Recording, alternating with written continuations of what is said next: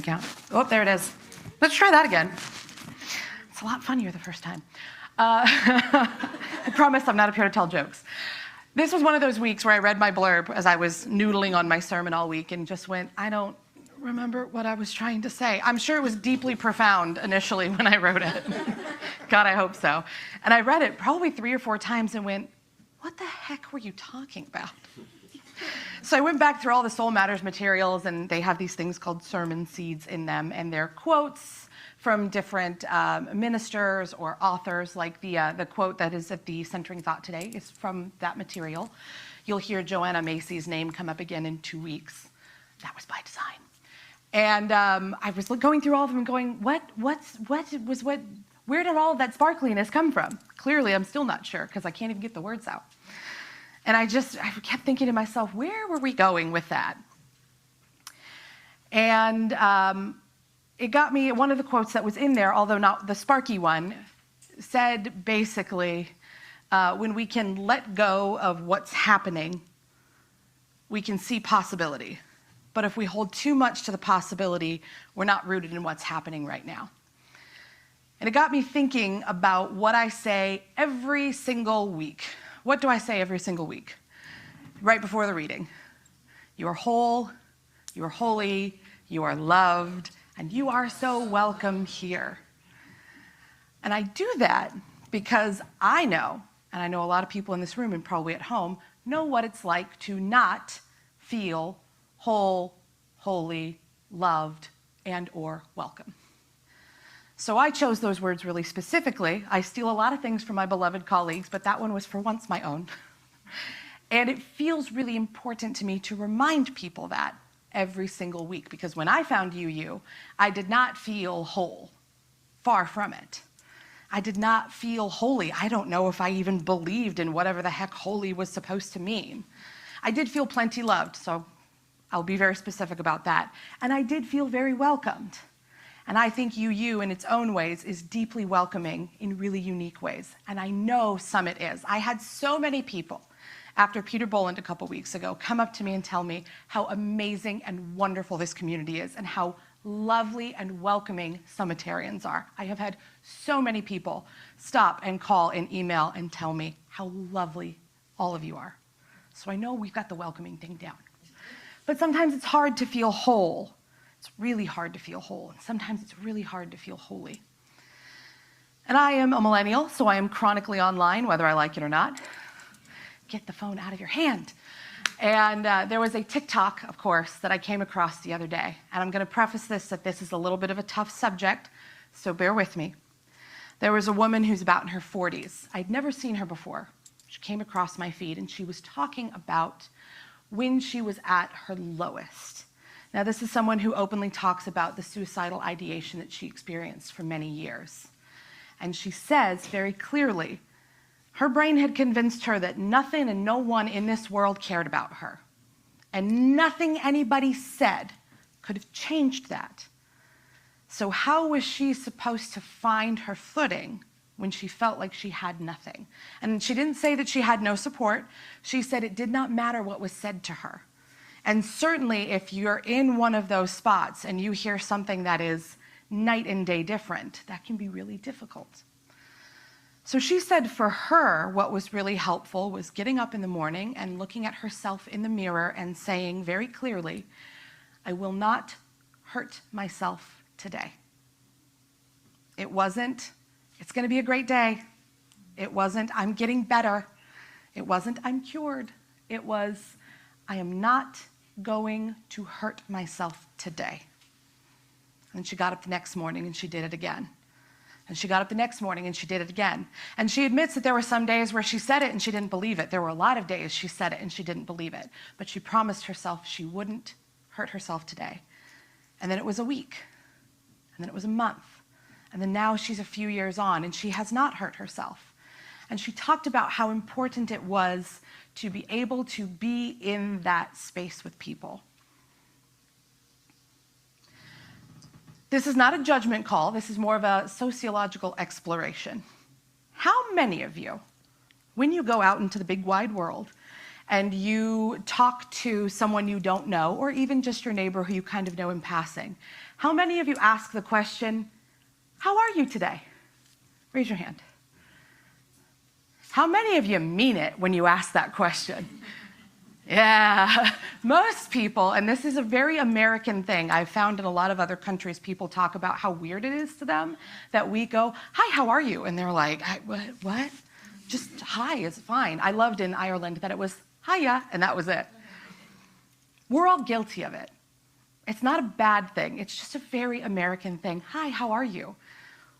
We don't really want to know how people are doing. I just heard everyone cringe a little bit. Can you imagine someone just verbally vomiting to you exactly how they're doing on their worst day? See, I love that kind of ish. Look what I do for a living, though. I think it makes me a little uniquely suited for pastoral care because I'm used to people doing that to me. I joke that I'm a widow beacon. For years, widows find me in the wild on their worst day and will just tell me all of the things and go, "Oh my God, I must sound crazy." No. Someone's sitting down and hearing you for the first time. And I think that's where I was going with this blurb as I was talking about toxic hope. Because when you're in your worst day and someone looks at you and goes, "It'll be all right. There's plenty of time. You're young. You'll fall in love again. Oh, well, you can try for a baby another time.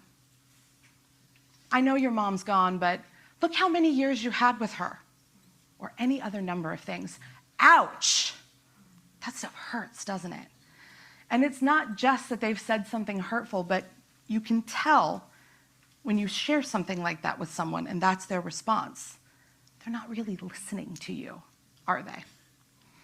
How many of you got uncomfortable when I said one of those things?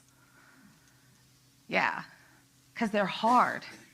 And we don't like being uncomfortable. I don't know if it's our puritanical roots as Americans, but the big, heavy, scary stuff is hard to hold, and we hate it.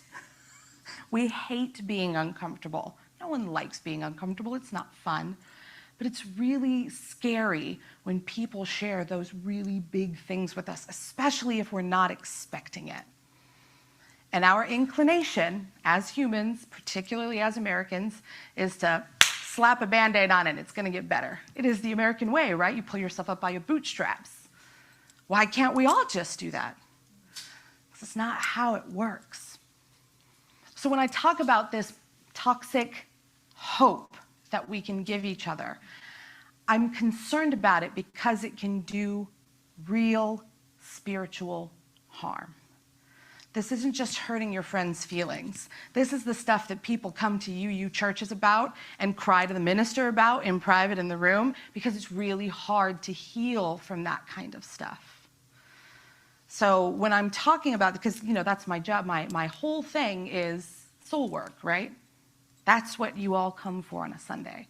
You could have these discussions over coffee anytime if you don't want to get to the really deep, nitty-gritty, uncomfortable things. But I really get concerned when we don't hear each other those ways because it causes really real, sometimes irreparable harm.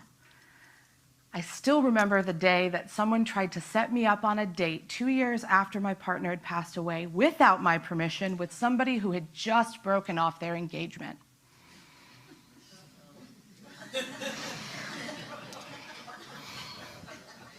It took me weeks to get him to stop talking to me. He's a very lovely young man, but that was not what I wanted or needed. That person looked at me and without a conversation decided, this is what's going to make you happy. This is what's going to change your world. It's been over 7 years. I still have not talked to that person because that was so painful. Because they decided they knew what was best, because they were uncomfortable with my emotional state. I'm not saying we shouldn't be hopeful. You heard it in all of the readings, in the music. It is worth having hope. The Thurman writing is my favorite, where it talks about the roots still working and growing even though it's in the darkness and we can't see it. That hope is worth having. That hope builds resilience. But we have to understand the right kind of hope. We can't look at somebody who's experiencing grief or death or fear. You can't look at somebody who's in a war-torn area and say, it'll all be fine. In one of the books I just read last semester or this past couple weeks for my trauma and liturgy class, which I know sounds thrilling to all of you, they talk about Hurricane Katrina and how everyone's inclination was to just move it along. We've started rebuilding, it's all fine. But that didn't address the pain of the loss, the fear, knowing it will probably happen again as our climate changes and the earth continues to respond to humans treating her poorly. And these people felt unheard and unseen because it was, we can rebuild, it'll all be great. And it doesn't address the really human parts of us. Because we can't just be puppy dogs and rainbows all the time, as much as we would like to. It's not how it works. It's not interesting. And it's not how we build resilience and how we find strength to get through the darkest days when they come back. So please, always, I'm not telling you not to be hopeful. I'm not telling you not to be positive. I'm telling you that we need to be really aware of where our positivity and hope are coming from, why we are sharing it when we are, whether it's with ourselves or with a loved one or even a stranger. Who is it serving when we share those things? So when you feel deep inside in your soul and in your chest and you feel that discomfort of, ooh, that's a little scary, are you sharing the positive reaction because you're scared? Or because you see their fear and you resonate with it? And that's a tough question to ask because we're not used to engaging with most people that way, are we? The pain in me sees the pain in you, and that's why we have this connection. Now, I know this community is really good at that, and I don't want you to think I don't think that is the case. I get to talk to you all so frequently, and I see how you live that in your lives. But old habits die hard. I don't know about y'all, but my family doesn't talk about Jack. At all. So me being a minister is really tough for them sometimes because I want to talk about everything. Please go to therapy. We don't want to talk about therapy.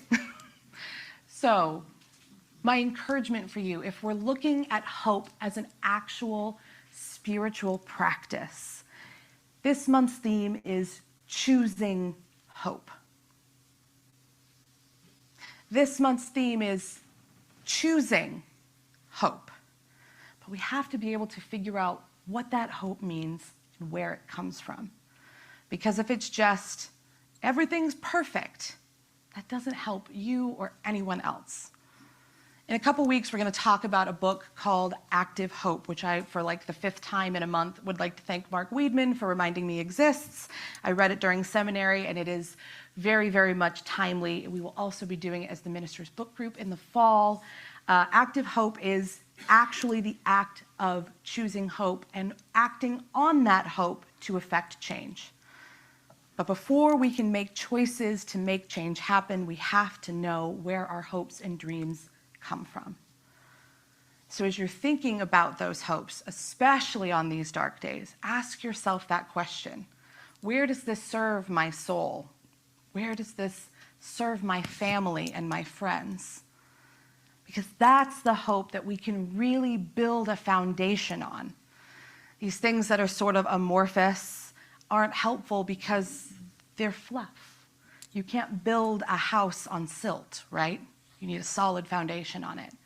So if we're going to look at hope as a spiritual practice, we have to be willing to do the sometimes uncomfortable work of understanding what that hope looks like, what it means, and how we can really share it with people in ways that really matter. Because as we're going to see pictures of people wrapped around churches waiting for food, as we see the weather getting colder and we see the unhoused population huddling up together next to waste bins of fire to try to stay warm, whether here or in snowy places. When we see those really hard, scary things, how do we show up to show hope and love and support for all of those really hard, scary things? I don't have the answer for you. Sorry. But I do have the process that I think would be helpful. And it is that space of wondering, that space of sacred curiosity, and that space of willing to sit in the really uncomfortable places with yourself and together and to ask those big questions. You don't have to have the answer. No one ever expects you to, and if they do, they're trying to sell you something. But it does matter to show up and be there, even if all you can say is, this sucks, but I'm here with you, and we'll figure it out together. So may it be, and amen.